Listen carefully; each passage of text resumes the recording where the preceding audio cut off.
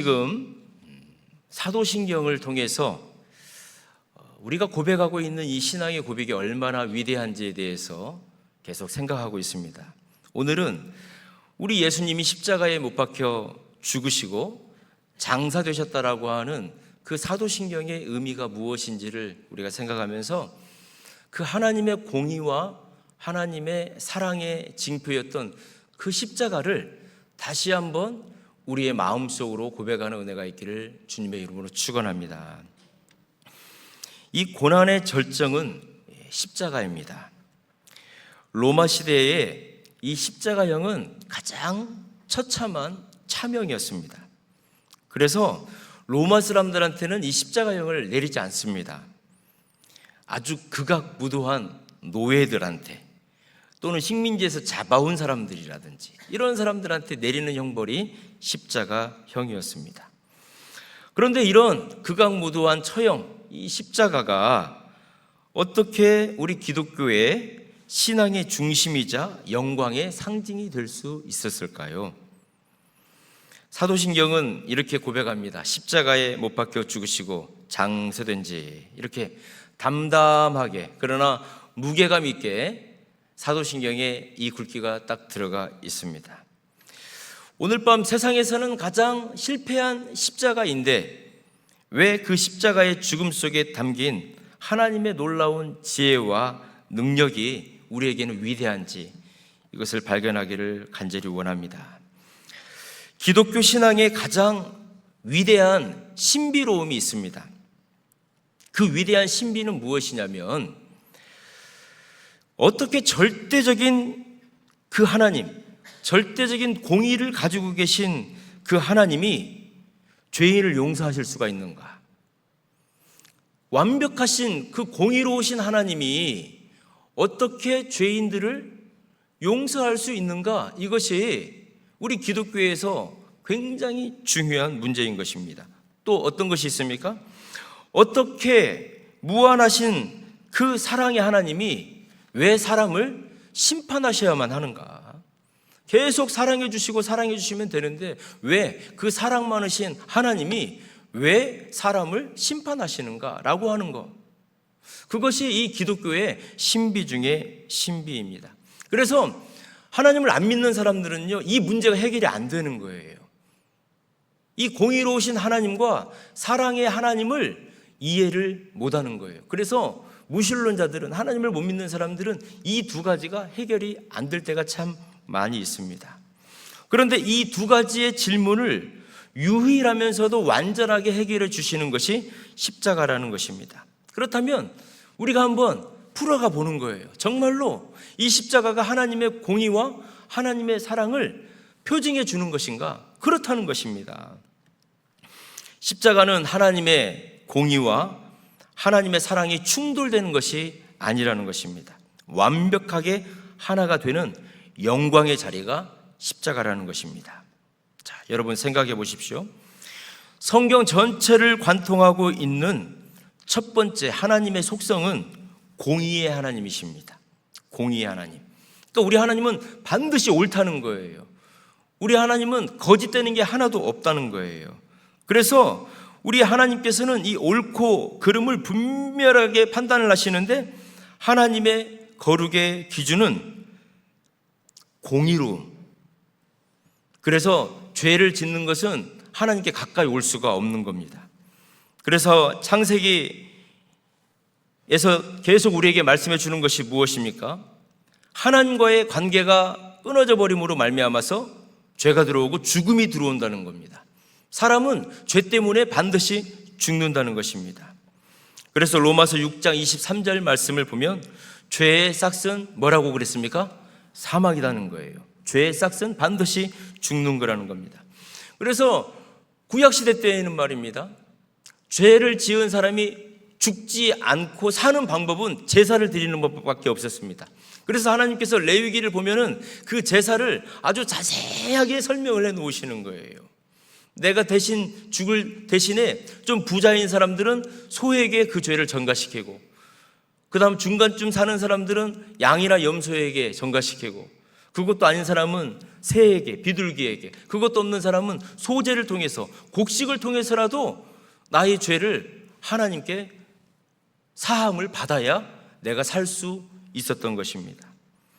이것은 흔들리지 아니하는 하나님의 공의로우심이었습니다. 신약 성경에서도 바울 사도는 이 부분을 너무나도 잘 알았기 때문에 로마서 3장 25절에서 26절을 보면 하나님께서 예수를 화목제물로 세우신 이유에 대해서 말씀하고 있는데, 하나님께서 길이 참으시는 중에 전에 지은 죄를 간구하심으로 자기의 의로우심을 나타내셨다. 이 말씀이 무엇이냐면, 예전에는 우리 하나님께서 좀 너그럽게 봐줬다는 거예요. 그러나 이제는 더 이상 봐줄 수가 없기 때문에 하나님의 공의를, 독생자 외아들을 십자가에 죽게 하심으로 인해서 하나님의 공의를 실현하셨다. 이것을 로마서에서 우리에게 말하여 주고 있습니다. 만약 하나님이 우리의 죄를 그냥 용서만 계속해 주셨다면 우리는 하나님을 공의로우신 하나님, 이렇게 고백할 수가 없는 것입니다. 죄를 지은 자는 반드시 죽어야만 되는 것이 하나님의 공의로우심이 이루어지는 겁니다. 자, 그런데 말입니다. 동시에 성경은 하나님의 또 다른 속성인 사랑을 이야기를 하고 있습니다. 구약에서 이 사랑은 그 언약에 기초한 신실한 사랑이라고 말을 하는데 헤세드라고 말을 합니다. 변치 아니하는 하나님의 신실한 언약이 헤세드인 것입니다. 그리고 이것이 신약시대 때에는 아가페라고 하는 것으로 우리에게 왔어요. 하나님의 자기 희생의 무조건적인 사랑입니다. 그래서 요한일서 4장 10절 말씀은 아가페의 사랑을 이렇게 기록하고 있습니다. 우리 요한일서 4장 10절 말씀을 한번 읽겠습니다. 시작. 사랑은 여기 있으니 우리가 하나님을 사랑한 것이 아니요 하나님이 우리를 사랑하사 우리 죄를 속하기 위하여 화목제물로 그 아들을 보내셨음이라. 아멘. 우리의 어떠함과 상관없이 우리가 아직 죄인 되었을 때에 먼저 찾아오셔서 모든 것을 내어주신 사랑, 그것이 하나님의 사랑입니다. 고대 그리스에 잘레우코스라고 하는 법률을 지정해가지고 그 법을 집행하는 사람이 있었습니다. 잘레우코스라고 하는 사람입니다. 그런데 이 잘레우코스가 법을 만들었습니다. 어떤 법을 만들었냐면은 그 죄를 지어가지고 그 죄가 유죄 판결이 나면 남녀노소 누구를 상관없이 두 눈을 다 뽑도록 법률을 지정했습니다. 누가요? 젤레우코스가 말입니다. 그런데 너무나도 안타깝게 자기 아들이 말입니다. 자기 아들이 죄를 지었는데 그게 유죄 판결을 받은 거예요. 그러니까 그 지역에 있는 시민들이 이 잘레우코스의 이 판결에 대해서 모두가 다 집중을 하는 거예요. 왜입니까? 어떻게 판결을 해주냐에 따라서 그 지역에 이제 공의로운 법이 실행이 되느냐, 아니면 자기 아들이면 그 법을 안 지켜도 되느냐, 이런 것들이 지금 온통 관심이 생긴 거예요. 잘레우코스는 굉장히 고민이 됐습니다. 내가 이 법을 집행함으로 인해서 공의를 선택할 것인가, 아니면 이 법을 지키지 않음으로 인해 가지고 이 아들을 그냥 용서해주고 살릴 것인가. 이 잘레우코스가 굉장히 고민을 했어요. 여러분은 어떻게 하시겠습니까? 만약에 여러분들이 잘레우코스와 같은 상황에서 법률을 제정을 했는데 유죄 판결이 되는 누구든지 다 두 눈을 뽑겠다라고 여러분들이 선포를 했는데 여러분들의 가장 사랑하는 아들이 그 유죄 판결을 받았다고 생각해 보십시오. 잘레우코스가 결정을 한 거예요. 그래, 법에 따라서 이 죄인은 두 눈을 다 뽑아라. 그러나 공의를 집행하기 위해서 이 죄인의 한쪽 눈을 뽑아라. 그러나 나는 이 사람의 아빠다. 내가 한쪽 눈을 뽑겠다 해가지고 아들 눈 하나, 아버지 눈 하나를 뽑았습니다. 이거 역사적인 사실입니다. 잘레우코스는 이 아들을 대신해서 형벌을 자기가 받은 거예요. 아들도 절반을 받고 아버지도 절반을 받았습니다. 그래서 법의 공의를 지키면서 동시에 아들을 향한 사랑을 이 아버지가 한 거예요. 표현을 한 거예요. 얼마나 아들을 사랑했으면 자기 눈을 한쪽을 뺐겠습니까? 이렇게까지만 해도 우리는 너무 대단한 사람이라고 말합니다. 저 아들을 위해서 한쪽 눈을 빼서 아들을 살린 사람. 사랑하는 성도 여러분, 십자가의 사랑은 이것보다 더 위대하다는 거예요. 하나님의 형벌은 절반이 아니라는 거예요. 하나님의 형벌은 온전히 전부 담당하신 거예요. 우리 하나님께서 온전히 전부 담당하셨다는 거예요. 십자가 위에서 우리 예수님은 우리의 죄값을 치르기 위해서 하나님의 불변하는 그 공의 100%를 우리 예수님께서 십자가에 죽으신 거예요. 동시에 우리를 위한 자신의 생명을 내어주시기 위해서 하나님의 포기 없는 그 사랑 100%를 확증해 주신 것이 이 십자가라는 것입니다. 그래서 로마서 5장 8절 말씀은 우리에게 말합니다. 같이 읽습니다.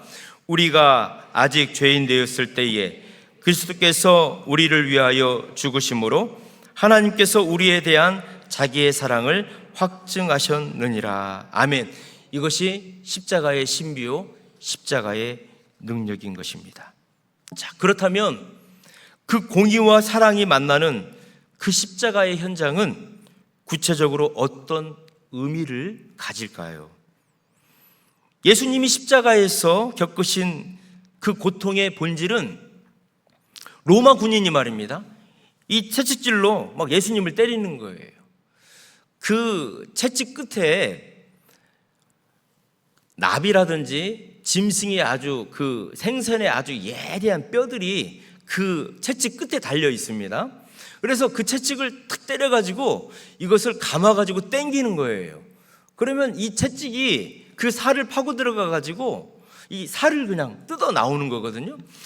우리는 그 예수님께서 로마 병정들에게 막 채찍을 맞으시면 아이고, 죄 없는 우리 예수님이 또 채찍을 맞으셔서 얼마나 아프실까 하면서 우리가 예수님이 그 채찍이 맞은 것 같은 느낌으로 우리가 성찬식을 할 때 혹은 그런 영화를 볼 때 우리가 웁니다.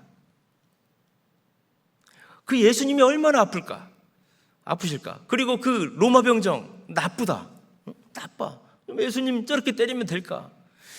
실은 우리의 눈으로 보여지는 예수님이 채찍에 맞으시고 로마 병정이 예수님을 그 때리는 것보다 우리가 진짜 더 큰 고통을 느껴야 되는 게 있습니다. 그것은 무엇인 줄 아십니까? 인류의 모든 죄를 대신 지신 그 예수님께서 하나님의 진노를 남김없이, 하나님께서 그 예수님에게 하나님의 진노를 남김없이 쏟아 부었다라고 하는 것을 우리는 볼 수 있어야 되는 거예요. 예수님이 십자가에 그 채찍으로 맞는 그 고통만 우리가 느끼는 게 아니라 그 하나님께서, 창조주 하나님께서 그 독생자에게 인간이 받아야 될 모든 진노의 그 채찍, 그 저주를 그 예수님에게 다 붓고 있는 것을 우리는 알아야 되는 것입니다. 이사야 53장 10절 말씀을 보면 여호와께서 그에게 상함을 받게 하시기를 원하시고 질고를 당하게 하셨다. 하나님께서 예수님이 그 상함을 받게 하시기를 원하셨다는 거예요. 왜요? 우리 인간들이 당해야 될 모든 진노를 우리 예수님에게 다 퍼부으셨다는 겁니다. 하나님 아버지는 독생자 외아들을 외면하신 거예요. 성부 하나님께서 성자 하나님께 죄인에게 쏟아부으실 모든 형벌과 저주를 집중하셨기 때문에 그렇습니다. 우리 갈라디아 3장 13절 말씀을 우리 한 목소리로 같이 한번 읽겠습니다. 시작. 우리를 위하여 저주를 받은 바 되사 율법의 저주에서 우리를 속량하셨으니. 여러분, 여기까지만 읽겠습니다. 예수님은 단지 우리를 위해서 죽으신 것이 아닙니다. 나를 대신해서 저주가 되셨다는 겁니다. 나를 대신하여 형벌을 받으셨다는 것입니다. 이것이 십자가의 심장인 것입니다. 당신과 나의 죄 때문에 받아야 될 영원한 지옥의 형벌을 우리 하나님의 아들 독생자 예수님께서 온몸으로 친히 감당하신 사건이 십자가 대속의 사건인 것입니다. 그러므로 십자가를 볼 때 우리는 단지 인간의 잔인함만 봐서는 안 된다는 것입니다. 우리는 죄에 대한 하나님의 불타는 진노를 볼 수가 있어야 되는 것이고, 그 진노를 온전히 감당하신 예수 그리스도의 완전한 순종을 볼 수 있는 저와 여러분 되기를 축원합니다. 이것이 바로 대속적인 형벌인 것입니다. 우리는 십자가를 볼 때 그 예수님의 대속적인 형벌을 보고 느끼고 감동하는 은혜가 있기를 주님의 이름으로 축원합니다. 그래서 우리가 십자가를 바라보는 것입니다. 십자가를 바라보는 것. 그런데 예수님께서 이 땅에 오셔서 십자가를 지기 전에 스가랴라고 하는 선지자가 예수님께서 이 땅에 오셔서 십자가를 지실 것, 십자가에서 고통받으실 것, 또 십자가를 지시기 위해서 나귀를 타고 예루살렘으로 가실 것, 조림하시고 재림하실 이 모든 것들을 예언하고 있는 스가랴 선지자를 우리는 볼 수가 있습니다. 이 스가랴 선지자는 예수님 오시기 한 520년 전의 선지자였습니다.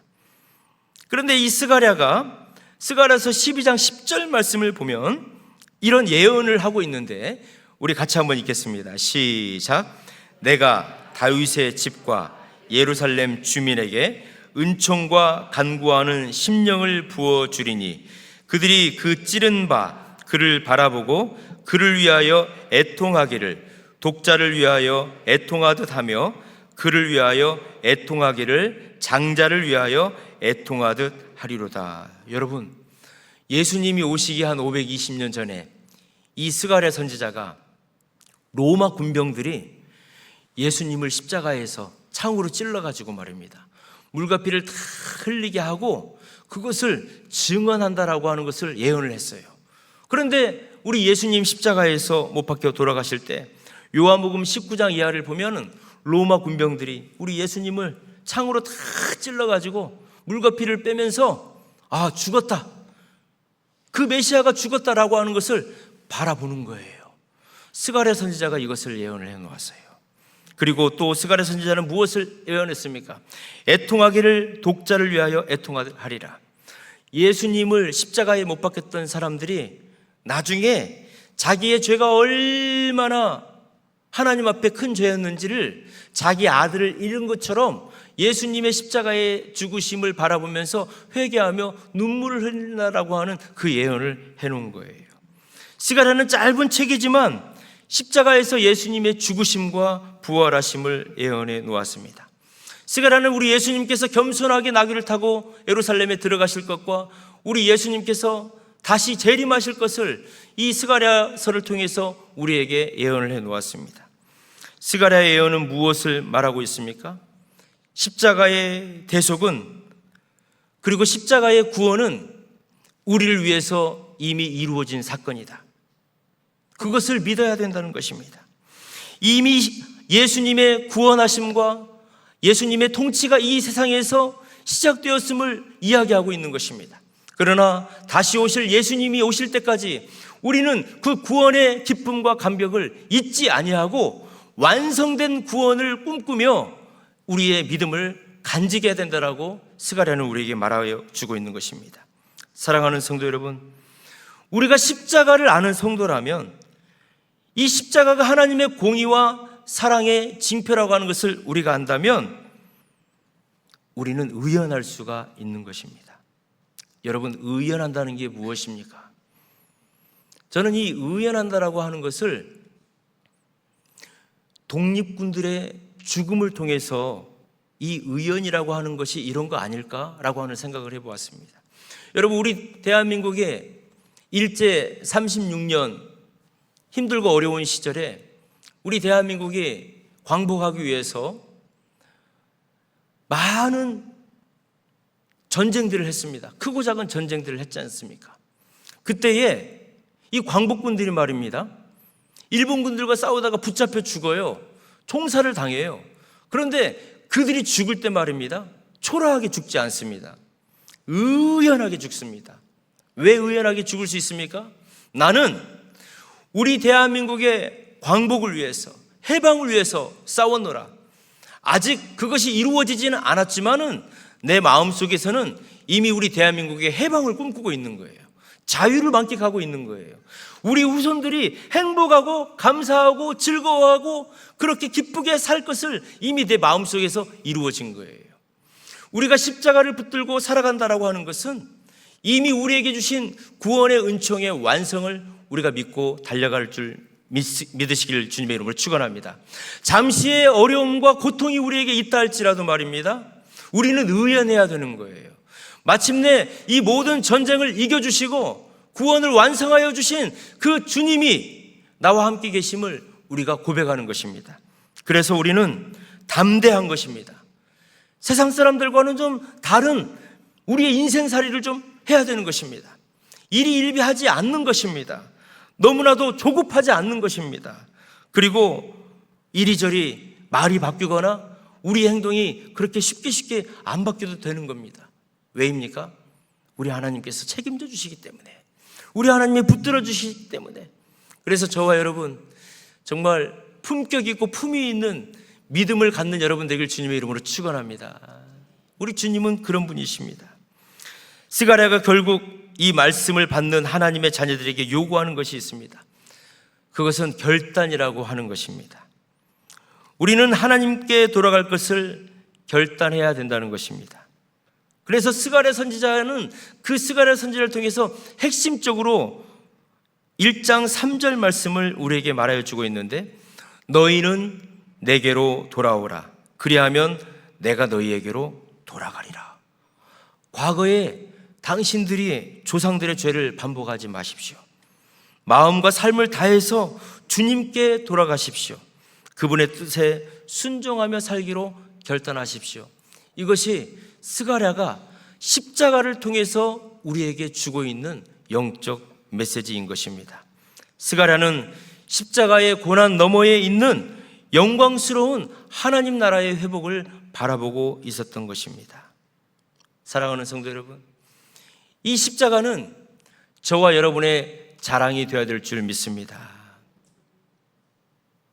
우리는 사도신경을 쭉 고백하다가 예수님이 십자가에 죽으시고 장사되셨다라고 하는 것이 십자가 옆에 붙어 있습니다. 여러분, 왜 예수님이 죽으시고라고 하는 것이 우리의 고백이 될까요? 왜 장사되시고가 우리의 고백이 되어야 될까요?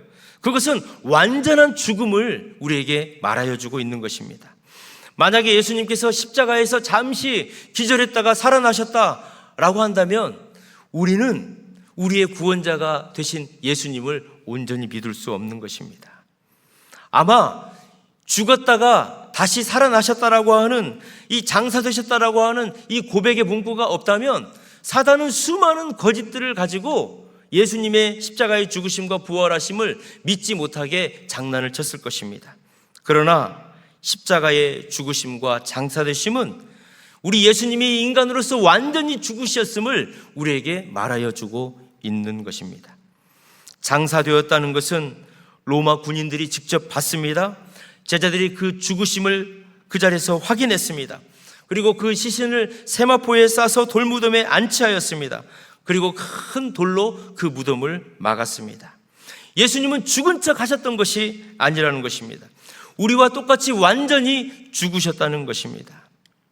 사랑하는 성도 여러분, 세상이 보기에는 이 십자가가 무능하고 어리석어 보입니다. 그러나 이 십자가에 하나님의 모든 지혜와 능력이 담겨 있습니다. 그래서 교회는 유일한 자랑이 있다면 오직 십자가만 자랑해야 될 줄 믿습니다. 바울 사도는 갈라디아 6장 14절 말씀에 이렇게 고백하고 있습니다. 그러나 내게는 우리 주 예수 그리스도의 십자가 외에 결코 자랑할 것이 없나니, 이것이 우리 동성교회의 정체성이 되기를 주님의 이름으로 축원합니다. 이것이 우리 교회의 비전이 되기를 축원합니다. 사랑하는 성도 여러분, 세상의 성공 논리를 따르는 교회가 되어서는 안 됩니다. 십자가의 길을 따르는 우리 동성교회가 되기를 주님의 이름으로 축원합니다. 십자가는 자기 부인을 이야기하고 있습니다. 우리 교회에는 자기 부인이 있습니까? 내가 무엇을 했더라도 제가 했습니다가 아니라 주님이 하셨습니다가 자기 부인의 고백이 되어야 될 줄 믿습니다.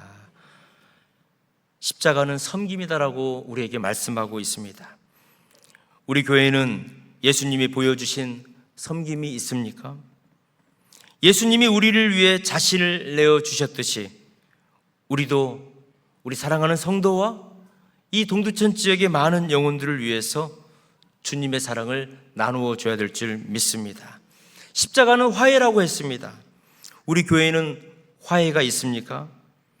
하나님이 우리를 화목하여 주셨던 것처럼 우리들도 우리 성도들 안에서 화해가 있어야 될 줄 믿습니다. 우리의 가족 안에서도 말입니다. 교회가 십자가의 정신을 잃어버리고 세상적인 성공의 가치를 추구하기 시작할 때 교회는 그 능력을 잃을 것입니다. 세상도 교회를 조롱하게 될 것입니다. 그러나 우리 교회가 다시 십자가를 붙들고 그리고 예수님의 그 공의와 그 사랑을 나의 삶 가운데에서 나타내기 위해서 우리가 주님을 붙잡고 무릎을 꿇을 때에 하나님께서는 저와 여러분들을 통해서 하나님의 사랑을 우리 교회와 이 지역에 반드시 보여주실 줄을 믿습니다.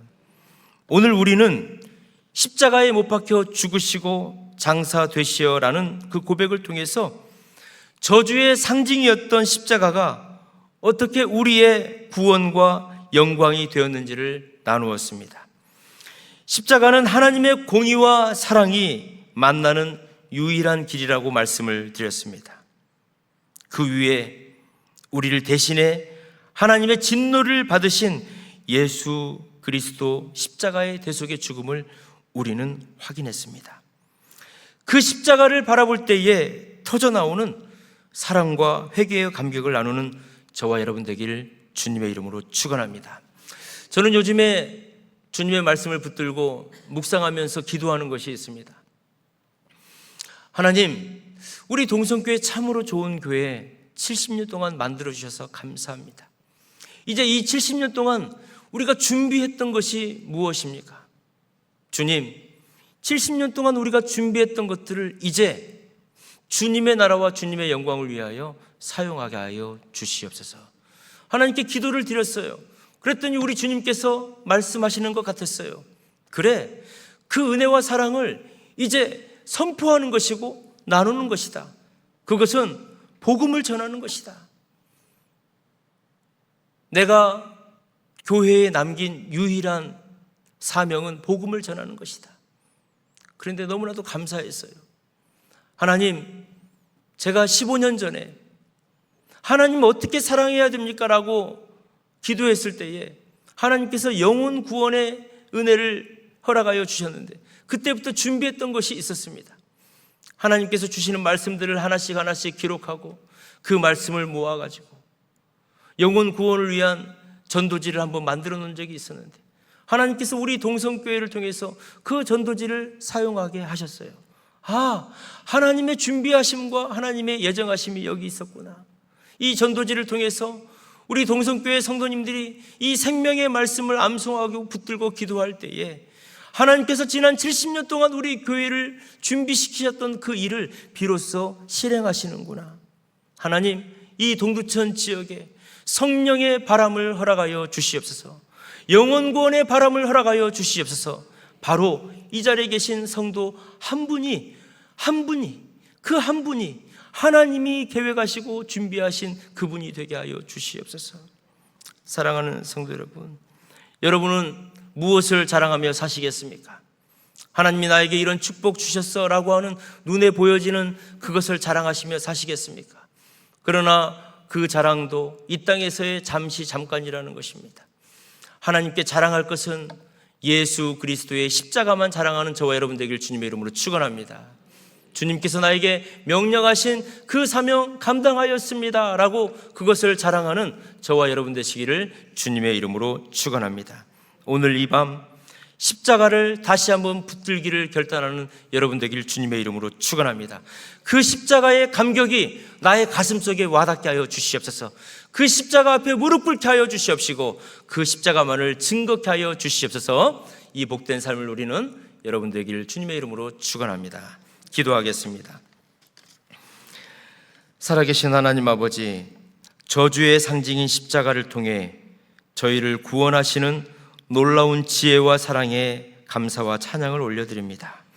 우리가 받아야 할 하나님의 진노를 독생자 예수 그리스도께서 대신 받으시고 하나님의 진노를 예수님에게 쏟아부으심으로 하나님의 공의와 사랑을 모두 이루신 주님을 경배합니다. 주님의 완전한 죽으심과 장사되심을 통해 우리의 죄가 완전히 해결되었음을 믿습니다.